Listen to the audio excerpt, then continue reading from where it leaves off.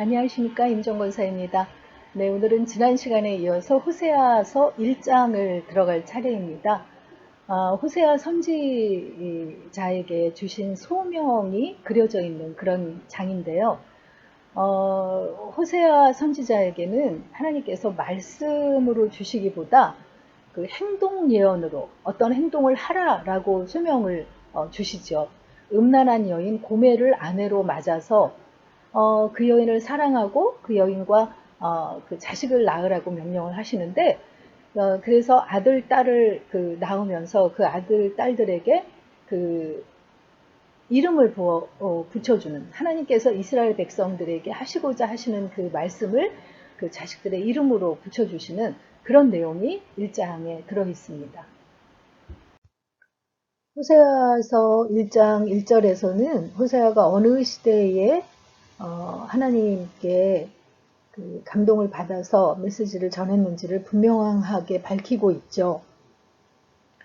호세아는 북이스라엘에서 활동했던 선지자였는데, 북이스라엘의 13번째 왕인 여로보암 2세 때 활동을 했어요. 여로보암 2세 말기부터 북이스라엘의 그 후반부, 그 종말을 앞두고 계속해서 활동을 했던 선지자일 거라고 이야기를 합니다. 그래서 남유다의 왕들은 그때 호세아 개론에서도 그 말씀을 드렸지만 여러 그 왕들을 언급을 했죠. 요담부터 시작해가지고 아하스, 히스기야, 그 이전에 그 우시야부터 이렇게 4명이나 언급을 했는데, 북이스라엘의 왕은 그 여로보암 2세만 언급을 하고 있거든요. 그것은 이 여로보암 그 이후에 쭉 둘레 6명이나 왕이 있었지만, 이 왕들이 전부 합쳐도 30년을 넘지 못하게 서로 그냥 짧게 등극하면서 쿠데타를 일으켜서 죽이고 등극하고 하는 그런 그 어지러운 역사였기 때문에 이 후반부를 기록하지 않고 남유다의 히스기야 왕 때까지 활동을 했다라고 이야기를 하고 있는 거죠. 히스기야 때 북이스라엘이 멸망을 했으니까 거의 북이스라엘이 멸망하던 시대까지 활동을 했다는 것을 알 수가 있습니다. 이 여로보암 2세 때는요, 북이스라엘의 국력이 최고조에 달할 때였다고 몇 번 말씀을 드렸어요. 북쪽으로는 아람의 수도인 다메섹을 다시 점령해서 회복했고, 하맛까지 그 영토가 이르렀다고 했잖아요. 그리고 남쪽으로는 모압까지 공략해서 북이스라엘 역사상 가장 넓은 영토를 차지했던 때였습니다. 이렇게 군사적으로 안정이 되다 보니까 그 무역, 교역의 확대도 이루어져서 경제적으로도 급격한 성장을 이룬 때라고 이야기합니다. 그런데 이런 부강한 국방력과 경제적인 번영은 영적으로는 굉장히 급격한 쇠퇴를 가져왔다고 말씀을 드렸어요. 그래서 도덕적으로도 굉장히 타락된 시대였다고 이야기합니다. 이 호세아서에서는 얼마나 당시에 그 북이스라엘의 백성들이 영적으로 타락한 상태인가를 알려주고 있고, 또 이어지는 우리가 이제 이어서 읽게 될 아모스서에는 도덕적으로 얼마나 그 당시에 그 가진 자들이 타락했는지를 잘 보여주고 있는 것을 보게 됩니다. 그래서 여로보암 그 2세 때가 외적으로는 굉장히 번영했던 시기, 내적으로는 굉장히 썩었던 시기, 이렇게 단적으로 이야기할 수 있겠어요. 이렇게 우리 성경에는 1절에 여러 왕들의 이름으로 시작하지만 히브리어 원래 성경에는 여호와의 말씀이라고 시작을 합니다. 그러니까 호세아 선지자가 호세아서를 기록했지만 호세아의 이야기가 아니라 하나님의 말씀이라는 것을 분명하게 강조하고 있다는 거죠. 호세아서뿐만이 아니고 요엘서라든가 또 그 아모스서라든가 그 요나서 또 그 미가서 등에 전부 이것이 하나님의 말씀이다, 묵시다로 이렇게 시작하고 있는 것을 볼 수 있어요. 그러니까 하나님께서 보여주시고 말씀하신 것을 전한 것이 이렇게 예언서이다라는 것을 분명하게 보여주고 있는 거죠. 하나님께서 그 호세아에게 주신 말씀이 무엇인가 하면 2절에 여호와께서 처음 호세아에게 말씀하실 때에 너는 가서 음란한 여자를 맞이하여 음란한 자식들을 낳으라 라고 명령했다는 거예요. 호세아에게는 하나님께서 행동 예언을 명하신 거죠. 그의 삶으로 하나님의 메시지를 전하라는 거예요. 하나님께서는 이렇게 예언자들에게 결혼이나 가정을 통해서 말씀하시는 경우가 종종 있었어요. 이사야 선지자에게도 그 자녀의 이름을 통해서 메시지를 전하게 하셨고, 또 에레미야 선지자에게는 결혼하지 말라고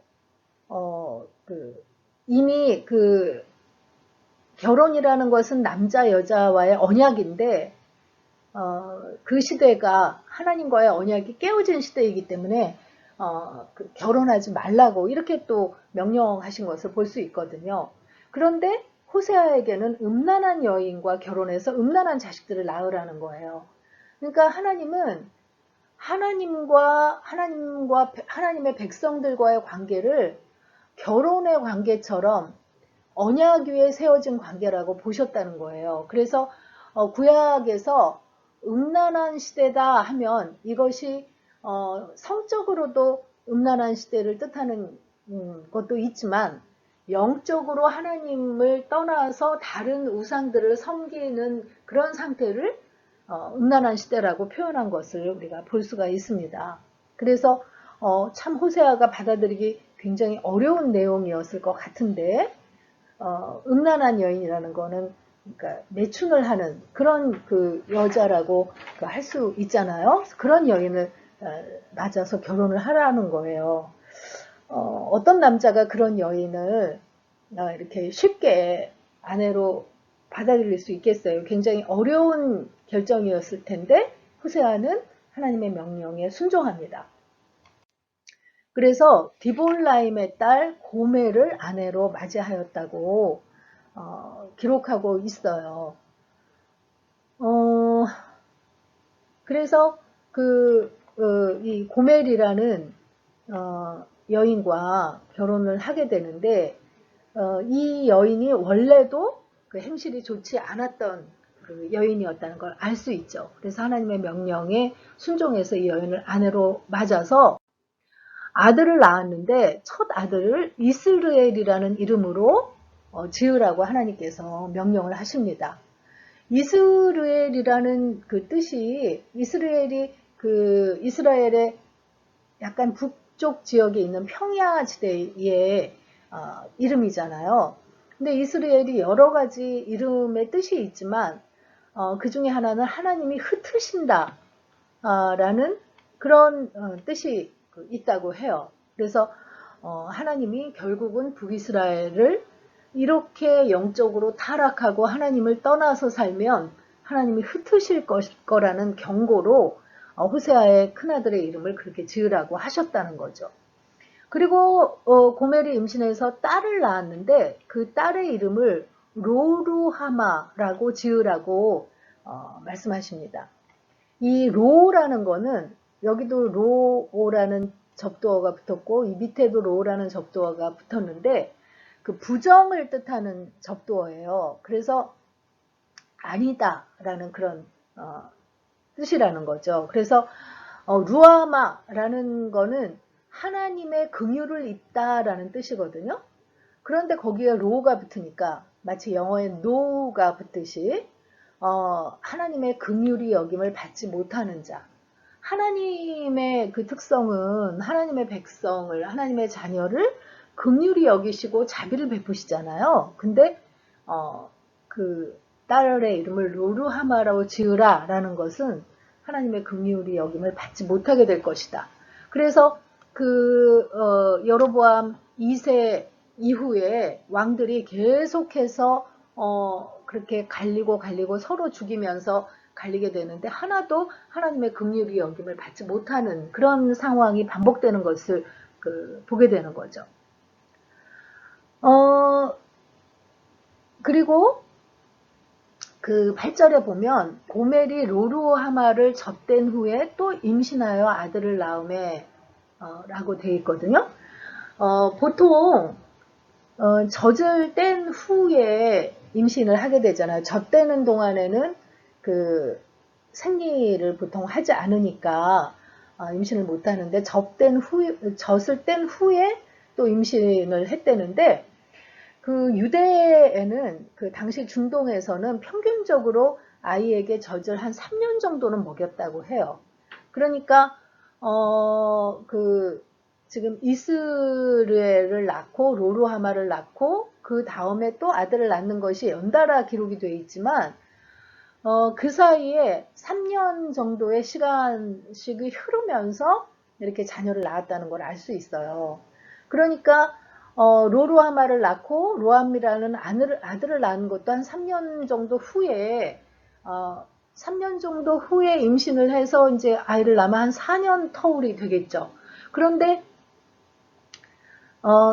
그런데도 이 셋째 아들의 그 이름을 둘째 아들이죠. 아들로는 둘째 아들의 이름을 로암미라고 지으라고 했는데 암미라는 거는 내 백성이다 라는 뜻이거든요. 근데 로암미니까 내 백성이 아니다 라는 그런 이름을 붙이라고 하신 거예요. 그러니까 이렇게 자녀를 낳고 몇 년이 흐르는 어떻게 보면 거의 10년가량이 흐르는 그 기간 동안에 북이스라엘의 백성들이 전혀 변하지 않았다는 거죠. 그러니까 계속해서 하나님이 그 호세아의 자녀들의 이름을 통해서 너희가 이런 상태로 산다면 하나님이 흩으시고 긍휼히 여김을 받지 못할 거고 내 백성이 아니다 라고 이렇게 경고하고 계시는 것을 볼 수 있습니다.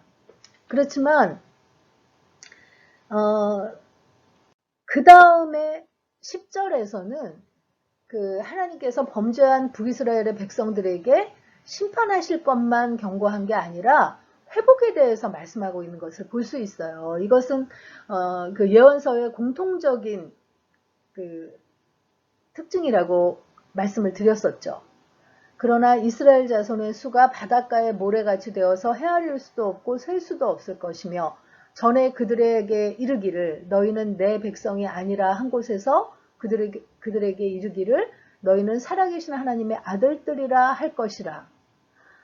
그래서 이스라엘 자손이 함께 모여 한 우두머리를 세우고 그 땅에서부터 올라오리니 이스라엘의 날이 클 것이미로다 하면서 흩어지고 결국 북이스라엘이 그 예언대로 아수르에 끌려가서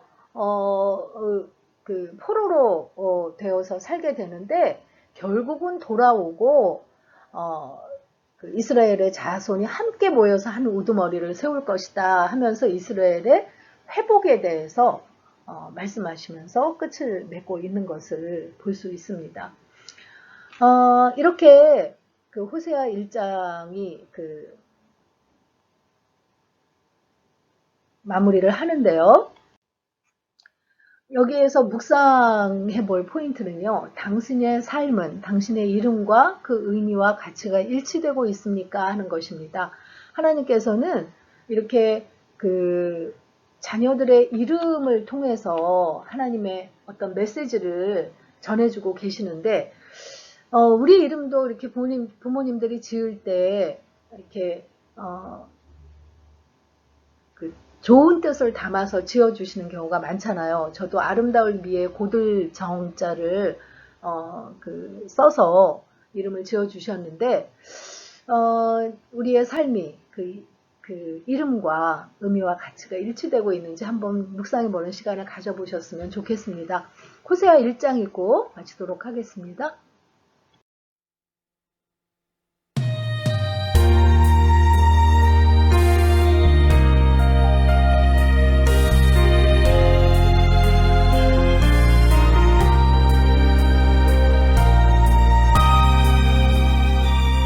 호세아 1장 우시아와 요담과 아하스와 히스기야가 이어 유다 왕이 된 시대, 곧 요아스의 아들 여로보암이 이스라엘 왕이 된 시대에 부엘의 아들 호세아에게 임한 여호와의 말씀이라.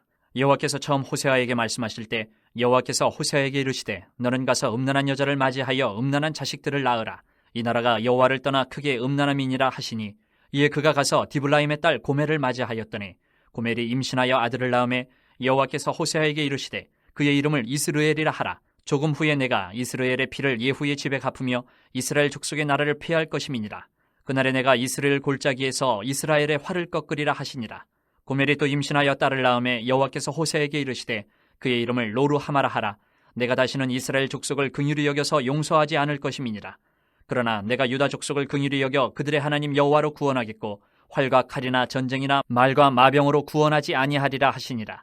고멜이 로루하마를 젖된 후에 또 임신하여 아들을 낳음에 여호와께서 이르시되 그의 이름을 로암미라 하라. 너희는 내 백성이 아니요 나는 너희 하나님이 되지 아니할 것임이니라.